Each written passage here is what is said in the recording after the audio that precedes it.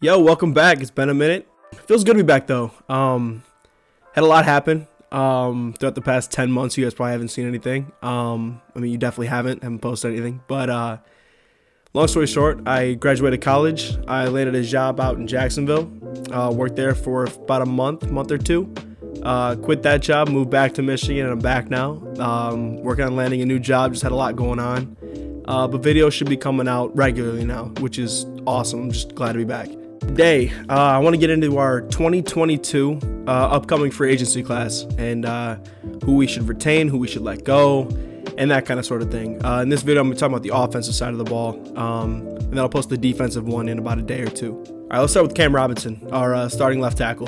We franchised him this past year, and Cam's a guy I've never really looked at as like we need to upgrade him right now, like he's a glaring issue. This all depends on what you're going to do in the draft. We have the number 1 pick, so here we are again. We have a choice at whoever we want. A lot of people want Kayvon Thibodeau. I'm cool with that. Aiden Hutchinson, I'm cool with that. As a Michigan guy, I'm cool with that. And Evan Neal. Even Ika Mukwanu out of NC State. If you're looking to go tackle in the draft at number 1, which Doug Peterson seems like it's going to be a focal point of helping the offense and building around Trevor. If you're going to take a Ika Mukwanu or Evan Neal at 1, then you can let Cam go. If you're going into the draft thinking you're going to take an edge or trade back and you're not sure what you're going to get, then you might have to keep Cam just as a solidified starter. Cam's in no way a bad player. By no means is he a bad player. Overall, a pretty solid tackle. In the 2019-2020 season, Cam allowed 15 sacks, 75 QB pressures, and 11 QB hits. But last year, he only gave up 1 sack, 29 pressures, and 9 QB hits. Now, sacks, I believe, are partially a QB stat as well. Clearly, Trevor's pocket presence is a little better than Gardner's was, but the significant drop-off in QB pressures is what I look at. It's very impressive. So Cam's still getting better. He's only like 27, I think. Still got a lot of room for growth. If we're stuck with Cam, it's not like a situation where, oh no, we're screwed. Like, it's really not that bad. But if you really want to build around the franchise under center, then drafting Evan Neal is not a bad idea at all. All right, up next, we got Andrew Norwell. I think Andrew Norwell is very overhated among our fan base. I think the reason being is the size of his contract. Andrew Norwell was a solid guard. Brought him in here from Carolina on a huge contract, huge deal. And he's underperformed for what his contract is. But same with Cam. In no way is he a bad player. He's actually very solid. He had a down year, I want to say about 2 years ago. Past year and a half or so have been really good. If we can bring him back, I'm here for it. I really like Andrew Norwell. I don't think he's near the top of glaring issues on the offensive line. I think he's probably one of our best offensive linemen we have on the roster today. So with that being said, I say bring back Andrew the Whirlybird Norwell.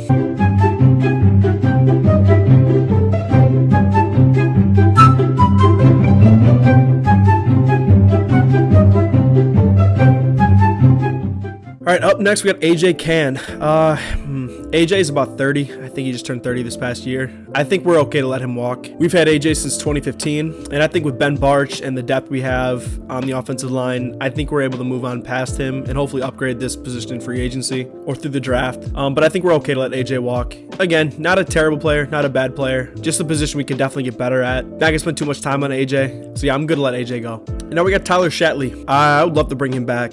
I think he adds great depth to our O-line. A guy that knows the offense, has a good relationship with Trevor. With Linder struggling to stay on the field, I think Shatley gives us a great backup option. I think we can get him on a cheap deal. Nothing too crazy. But I'd love to bring Tyler back. Was it funny to see the fan that ran on the field wearing a Shatley jersey? Yeah. was it a Shatley jersey? I didn't even know. Oh my gosh, that's hilarious. I know this is a tough one. DJ Chark. I think I'm in the minority here. I say 100% bring DJ back. And I know what you're going to say. He's had one good year. He's going to want too much money. Okay, you guys got to realize this guy is 6'4" with blazing speed. Name a quarterback that he's had to let him do what he does best, stretch the field. I'll wait. You know how many touchdowns he had that Gardner could not hit him in stride for? Now he has a quarterback who can actually air the ball out and stretch the field. I think DJ Chark's potential is through the roof. I don't really care what it costs. It may cost more than you may be comfortable spending on him, but we have a lot of money, and the salary cap is only going to keep increasing.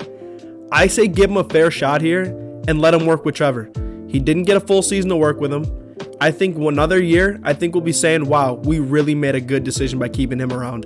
I'm sick of letting talent walk. And I think a guy at his size and with his speed, with the quarterback who can stretch the field like Trevor can, I mean, I want to see more of it. So yeah, I'm 100% down to keep DJ.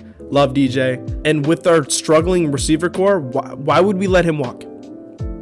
Why? And I'm not saying we just bring back DJ and boom, we're done. We're done with the receiving core. It's all set. It's good. No, keep looking to upgrade there, but retain DJ. Go out in free agency. Go look at a Chris Godwin. Go look at a Michael Gallup. In the draft, look at a Drake London. Look at a Jahan Dotson. I mean, there's so many options we can look forward to without having to just let DJ walk. If you want to go into next season with Marvin Jones, Jamal Agnew, and Laviska Shenault as your receiver core, be my guest. I would rather have a for sure option in DJ Chark than to risk it and not. That's all I'm saying. We always have a ton of cap space, so does the money really matter as much as you think it does?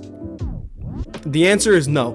And like I said, the salary cap is only going to increase, so I am 100% here for keeping DJ Chark. Now we got Laquan Treadwell. I was a huge fan of Laquan Treadwell coming out of Ole Miss, and to be able to see him bounce back a little bit, get some playing time, it was really nice to see after being labeled a bust.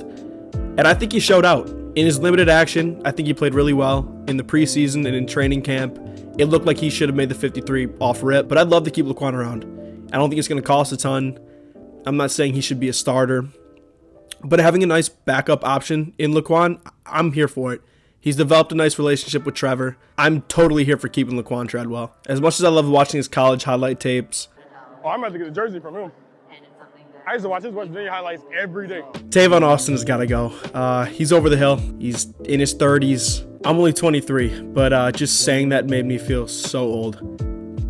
His route running is questionable, to say the least. Separation is non-existent. After the catch, nowhere near what it used to be. There are just so many better options out there than Tavon Austin at this point in his career.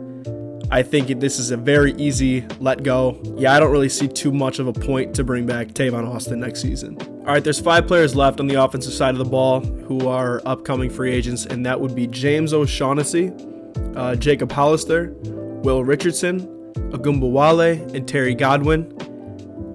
And to be completely honest, I really think these players are pretty insignificant. Whether we bring them back, whether we don't, I'm not really going to lose, a minute of sleep over it. If I had to make a decision, I'd say bring back James O'Shaughnessy because for some reason we are incapable of developing a tight end room. Jacob Hollister, I think we can let him go. Will Richardson, I think we have enough depth. Can't hurt to bring him back, but I don't know if he'd ever make the 53 going into next season. If he does, I think we struck out in free agency and in the draft.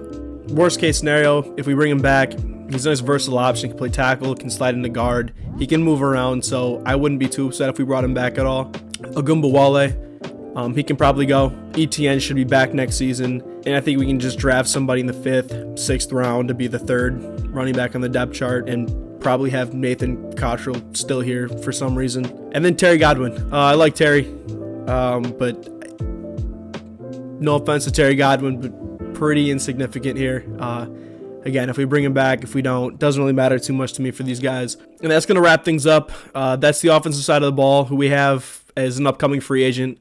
Just a side note, he's not a free agent, but please, God, cut Carlos Hyde. Thank you guys for watching. Appreciate you guys. Make sure to like and subscribe and follow me on Twitter. Link will be down here. I'll have part 2 of the defensive side of the ball coming out within the next day or so. So keep an eye out for that. And as always, have a good one. Go Jags. You know what it is? It's up there and it's stuck there. Back in the bank, so I'm about to make a withdrawal, you heard me? Let's get it.